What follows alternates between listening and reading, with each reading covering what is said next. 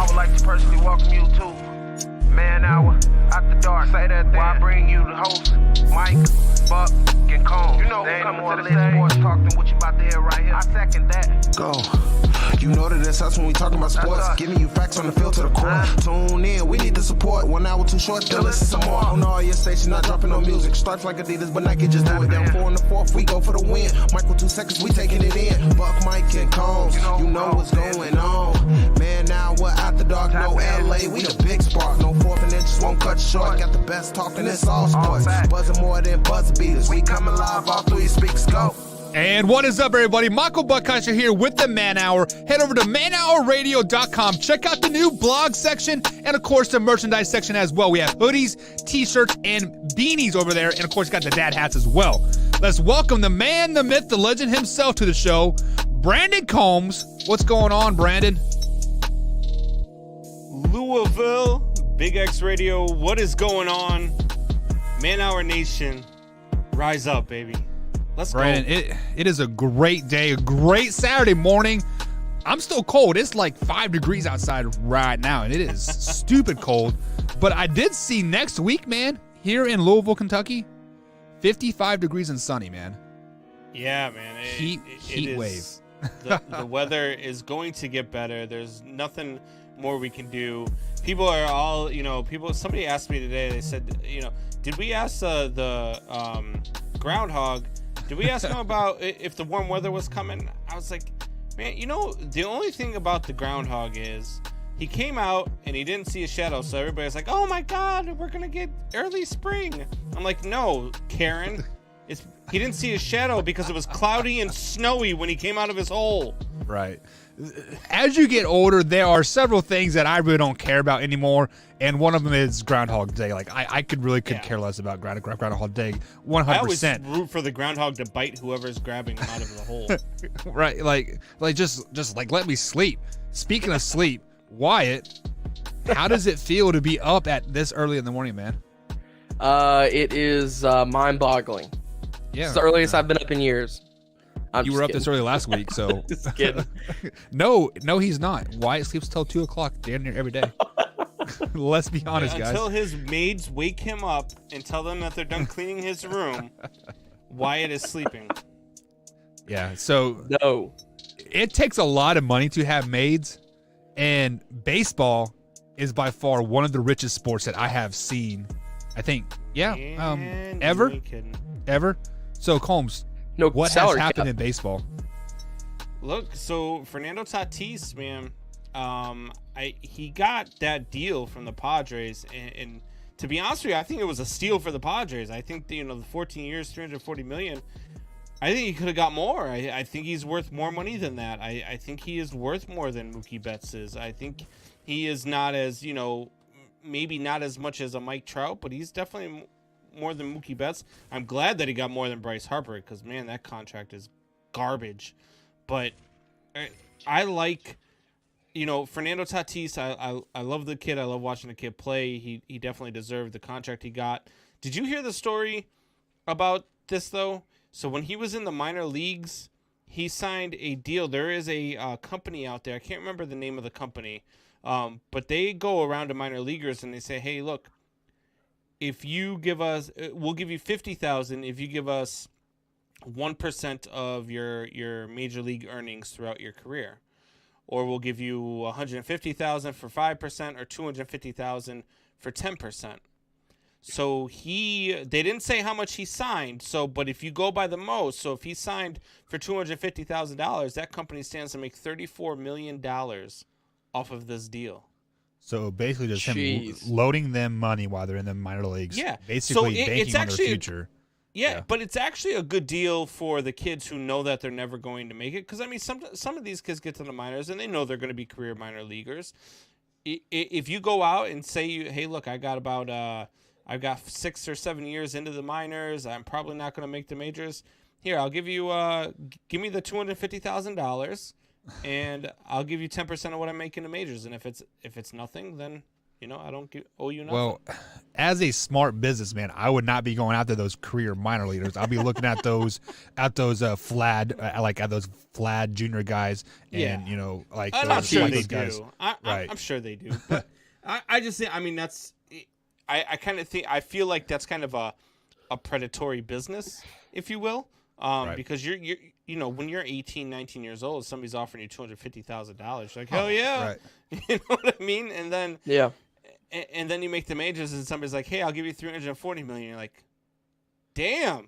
And then you realize, oh shit, now I owe these guys $334 million. So, right. Yes. So let's go ahead and circle back to that contract. $340 million for 14 years. I mean, people get wrapped up on the $340 million mark, right? Harper got 330, and then there's somebody else. Harper got I mean, for his production too. I mean, that's just but garbage. Harper's production, he's worth like, I would say less than 100 million.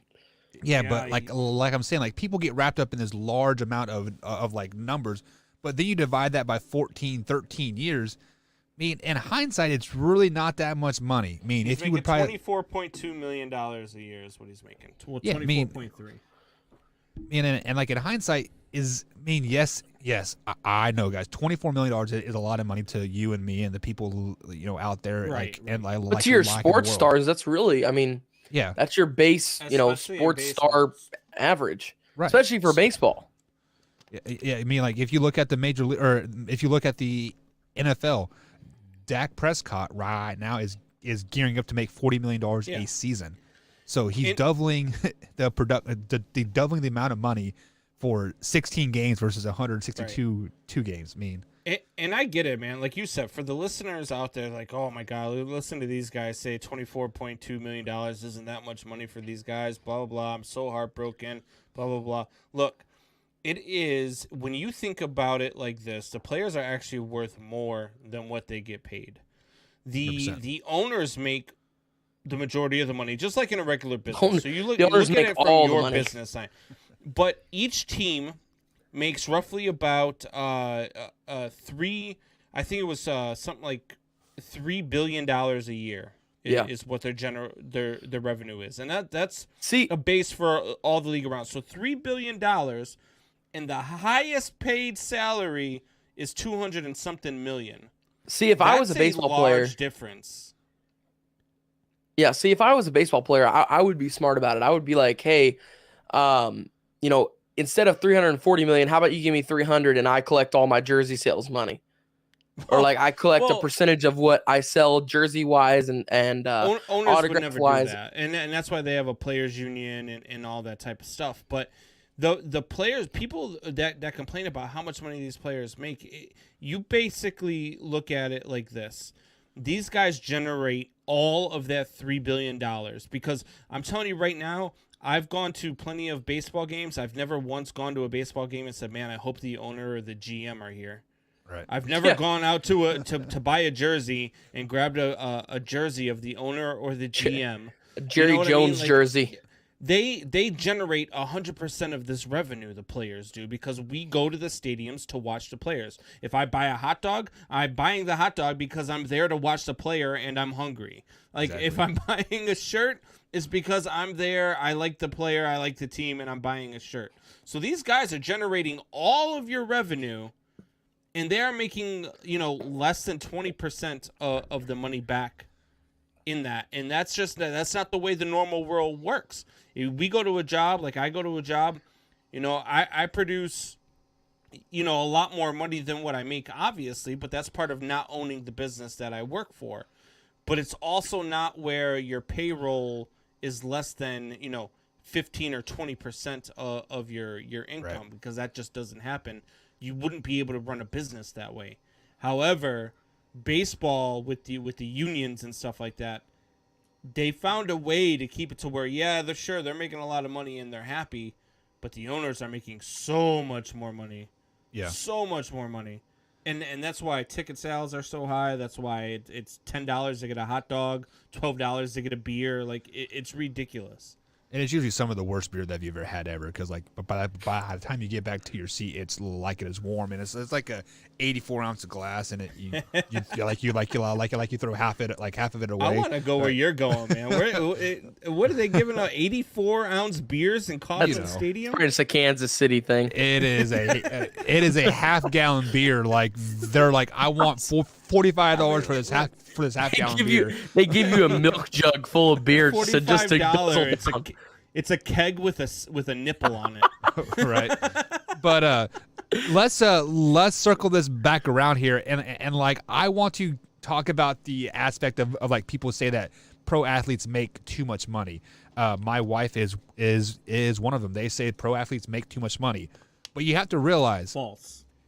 A professional athlete's lifespan in the pros, it's about 5 years. So you have 5 years to make a lifetime generation of like cash, right? Right. And look, I mean, none of us in our life, I mean, I don't know about you, Buck. I don't know how well you get paid, but I will never see, even in my earnings, I don't think I would ever see, $24 million over my lifetime of earnings. So these guys do make a lot of money if you're going by blue collar standards, but that's not what this is. These are guys who have a specific talent. Now you figure there's a 40-man roster on 30 teams. So that's 1,200 people. Okay. If you just go by the 40-man roster, I'm not talking about all the minor leaguers, all that stuff. 1,200 people in the world right now are on a 40-man roster in Major League Baseball. Right. 1,200 people have the talent to do what they can do. Like, it's not like everybody has the talent to do what they're doing. So you get to the point where these guys are making the money because they have that talent to do what they can do. Just like, investors are smart enough to make money on their investments and that type of stuff. It's stuff that's us average Joes can't do. People that invent stuff, like there are all sorts of things. I'm like, damn, why didn't I think of that? Just like the guy who went out and made $375,000 by running naked around the Super Bowl stadium. Like, why didn't I think of that? You know what I mean? Like, so people they wouldn't have paid you that much, Combs. They'd have given you $10 and like, here, leave. People, I'm Irish, so they would have been like, that's actually not considered, running around naked. You're just running around with your clothes off. But no, so they are, look, athletes get paid more money because of what they can do and how they do it, plus how much revenue they generate. They generate so much revenue. We pay those salaries. The same people like your wife, who I'm sure is a great lady. I haven't met her yet. I would love to meet her someday. But she says they make too much money. But you also told a story 2 weeks ago on this show about how you had never been to a pro game until you met your wife and she took you to one. Yeah. She contributes to that salary. Yeah. Like, that's the other thing too. We do every year. So. Yeah, well, that's the other thing too. Like, whenever you think about it, like Combs brought up the people that complain about it are also the ones who are paying for it. Like, when you really break it down, I mean, think about the money that they're generating in versus how much they actually get paid, and then it makes sense, So like, if you worked your normal day-to-day job, okay, say as an accountant, okay, and you brought your CEO $5 billion a year. Okay, well, sure, then you're worth, $300 million, sure. But when you don't bring that revenue in, it's like the old saying, monkey who earns 15 banana gets 5 banana. Monkey who earns 5 banana gets 1 banana. It's just, that's how it is, man. If you want to make that much, stop crying about it and go be a pro athlete. Go do something like that. And until then, stop crying about it. That's my theory on it. It's like also like how people who get all upset about people run up to scoring games. If you're so upset about it, then stop them. Go do something about it. If your employer came to you and said, "Hey, Buck, this is what I made this year. This is what I think you're worth. This is what other people in your business are worth. I'm going to give you $3 million a year to work for my company." You going to turn it down? Probably not. So why are we mad at these athletes who are getting offered this much money for not turning? Like, What are they supposed to do? Say what? If Fernando Tatis is supposed to say, nah, 340 million, that's a lot of money. Just give me 5-6 million and we'll be good. Yeah. But I'll do it. Just cut it in half and give it to me. That's all I need. See, actually, why? So I am a type of person that I usually accept a job about the work-life type of balance, not the salary at the end of the day, because I want to enjoy going to my job. So like I have myself have turned down higher paying jobs because I like the work atmosphere that I'm currently at. So, sure. But 3 million flips. What? About 3 million. Well, it just depends on where it's at, because I'm not living in St. Louis for $3 million. Sorry, St. Louis people. Like that's I would just, do that's it. Just, that's not gonna I'd happen. live anywhere I'm for not $3 gonna million. lie, man. For $3 million, I'd go live in St. Louis. No, For $3 I'm not million, living in $3 St. million, I'll become a Cardinals fan too. No, you For won't. $3 million, you can stick me in any city, any town in the USA, and I will go live there for $3 million a year. Okay. Done deal. Sign me up. Hanover, Kansas. Yes, done. Sure. All right. Yeah. All right, guys, we're going to take a hut. quick little break A mud here hut. on the Man Hour. On the other side of the break, we have a brand new segment coming right here on the Big X Sports Radio on this Saturday edition. So, brand new segment coming up, Liar Liar, and Wyatt Williams is going to lead the way. So, we'll be right back here on the Man Hour, guys.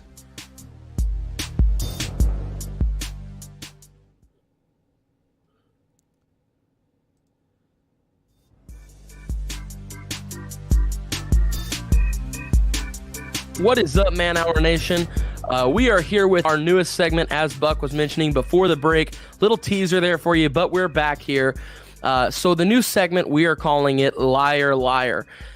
Basically what it is, I'm going to give the boys, Buck and Combs, I'm going to give them 2 lies and 1 truth, and they have got to guess which one is the truth to gain a point. And the rules are the first one to get to 3 points wins for the day. We'll keep a running total, blah, blah, blah, blah, blah. We'll reset at the end of the month. Here we go. Everybody ready? We are ready. Let's do it. Especially with that blah, blah, blah. What are we playing for? it. Shaved heads? I don't know. That's between you guys, man. What's the bets I'll on tell this? you what. If Buck wins, he can shave his head, and if I win, Wyatt shaves his head. No. I'm the game host on this one. I'm supposed to look pretty. We will discuss this on Twitter, so you can follow us on Twitter at @manhour_Buck, at @manhour_Combs, and at @manhour_TWW to figure out what the bet is. So Let's do we'll get on a Twitter. flip of a coin, Wyatt. Let's do heads I win, tails you lose. Oh, of course, yes, because there's nothing shady about that. Okay, perfect. Let's do it. Get started, man. All right. So now as we get started, here we go. So the first one here. Dennis Rodman got his nickname, Rodzilla, from being a lizard enthusiast. All right. That's your first one. Your second one. The NFL referees receive Super Bowl rings. NFL Super Bowl refs receive Super Bowl rings. Okay. Then our third one for our first segment on Liar Liar, Tommy Lasorda, legendary baseball manager for the LA Dodger and the guy who would have killed the Philadelphia Fanatic if he could have got a hold of him. Tommy Lasorda was actually a pro fisherman after he retired from baseball. So we have Dennis Rodman, a lizard enthusiast is where he got Rodzilla. We have NFL refs get a Super Bowl ring. And we have Tommy Lasorda was a pro fisherman after he was done with baseball. Combs, we'll start with you. Take your talks, take your guesses, and then we'll move to you, Buck.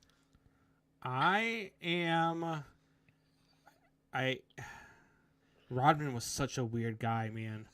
So I wouldn't doubt that whole, Rodzilla thing. But I think he got it because he was such a beast on the boards. He was like Godzilla. He would smash everything in his path to get to the ball.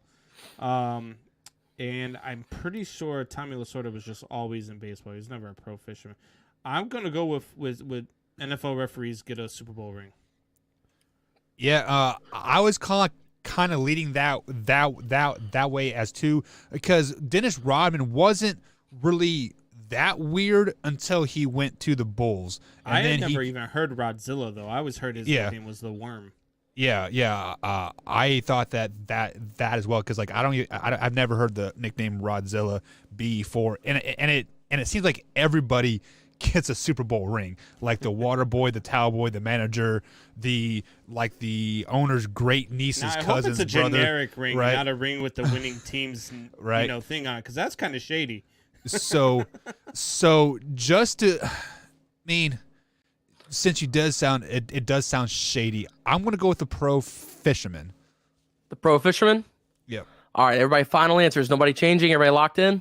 I'm locked in. Let's go. All right, we do have a winner. Somebody did get it correct. All right, and it is Mr. Brandon Combs. The NFL referees do get NFL rings. Here's the story on it. The little segment they wrote about it. They are not as large or impressive as the rings received by players, but all referees who officiate a Super Bowl get a serious piece of bling to commemorate the day. So there you go. I should have definitely stuck with my gut, Combs, because I don't know. I mean, once you're a pro fisherman, you don't change that life. Come on, man. Yeah. All right, you do not change your life. I did that earlier in the week where I changed my gut and I was wrong. So I'm changing the rules mid-game here.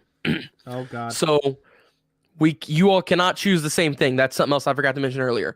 But what I'll do is I'll alternate each time. So Combs goes the first one, Buck will go first the second one. All right. All right. That sound good? Sounds all right. And you cannot choose the same ones. This So must here be we a go. Packers So- fan speaking. Change rules mid-game. Yeah, no shit. So here we go. That's why he's doing the host, so he doesn't have to lose in the championship. The first. Shut up. The first one here is Kyler Murray is actually secretly a magician. He is a magician on the side. He knows like magic tricks and stuff, right? All right. 6 foot tall, you got to be magic somehow. The second one, Wayne Gretzky actually did figure skating on the side. The great one did figure skating on the side. And the third one, the Pittsburgh Pirates almost built a stadium in the middle of the river that goes through Pittsburgh. So you have Kyler Murray, a magician. You have Wayne Gretzky, the figure skater. And you have the Pittsburgh Pirates almost built a stadium in the middle of the river that goes through Pittsburgh. Well, first things first, if you were to build a stadium in the middle of the river, that would be one of the most asinine things I think I've ever heard of, because like you'd have to have like some type of waiter system when the river gets high to float up and down, and then or if it was floating all the time. I don't know. That seems like a too big of a engineering feat. Like at that point, all pro athletes kind of do have like some weird thing about them, like the musician or the Pokemon cards, or it's just something quite off about them. But hockey and figure skating kind of go hand in hand, because you have to learn how to skate to be a good hockey player. So I'm going to go with Wayne Gretzky did do figure skating on the side. All right, Combs. That's the truth, I should say. What was the first one? Not the Wayne Gretzky. What was the first one? The first one was Kyler Murray as a magician, and then we had Wayne Gretzky as a figure skater on the side, which Buck already chose, so that one's knocked out. So your choices are Kyler Murray, a secret magician, and the Pittsburgh Pirates' new stadium that they were going to build at one time was on the river that goes through Pittsburgh. Well, they got that big bridge back there, so I can't imagine they would have built it. That just sounds stupid to me. Like, why would you build a stadium over the river? Or on the I'm river? going to go with Kyler Murray as a magician. All right, everybody locked in on the final answer? Yeah. Yeah. No changes? Nope. And just like that, you are both incorrect. What? Wow. The Pittsburgh Pirates almost built a new stadium in the middle of a river. Here's the discussion on it. Okay, more like over a river in a construction proposal by NADCO Engineering Co. Back in the 50s, the Pirates' new stadium would have been sat directly over the Monongahela River. I think that's how you say that. If built, the 70,000 seating capacity structure would have also contained 600 hotel rooms, 4,500 parking stalls, and 100 air-conditioned bowling lanes. So there you go. Let's talk about this. Is this the most Pittsburgh thing ever? Like, if you built a stadium on the river, what happens if a flood comes and like it erodes the bank out? The stadium's going to fall into the river. I would assume that they build it like over the river, like kind of like you do a bridge. It's a bridge. In the picture illustration, there's like a okay. bridge over top of it, and it's like there's a stadium, and then there's like grass on this side, and then on the other side there is like parking stalls and stuff. Bunch of idiots, I'll tell you that much. Yeah. That would be so dangerous, wouldn't it? Dude, if that collapsed, it would be bad. Yeah. So that right there is how we end the second one. Combs still leads 1-0 on this over top of Buck. So Guys, I just now, got an update on my phone, and I got so excited, and then I realized that it was just a thing. So there was an update that came across that said, could J.J. Watt sign with the Bears? And I didn't see the could. I thought it was an update saying J.J. Watt signs with the Bears, but no, it's not. All right, so now we go on to our third one here. Combs leads 1-0, like I said earlier. And here we go. So, Combs, you will go first again on this one. And starting it off, we have Olympic gold medals are actually made of silver. Okay? Mm-hmm. Next, we have Coca-Cola and Chick-fil-A once bought an NFL team. It does not say who, but it just says they bought an NFL team. Third, the Colts and the Bengals once conjoined teams in the middle of the night. Then the two owners got into a fight, and they completely split it off. It never happened. But for a solid 4 hours, they were conjoined. Okay? So that is your three there. We have Olympic gold medals are made out of silver. Coca-Cola, Chick-fil-A almost bought an NFL team, or did, excuse me, they did buy an NFL team. And the Colts and Bengals once conjoined for about 4 hours in the middle of the night. So, Combs, you first, then we'll go to you, Buck. So I'm pretty sure that gold medals are made out of solid gold. I'm gonna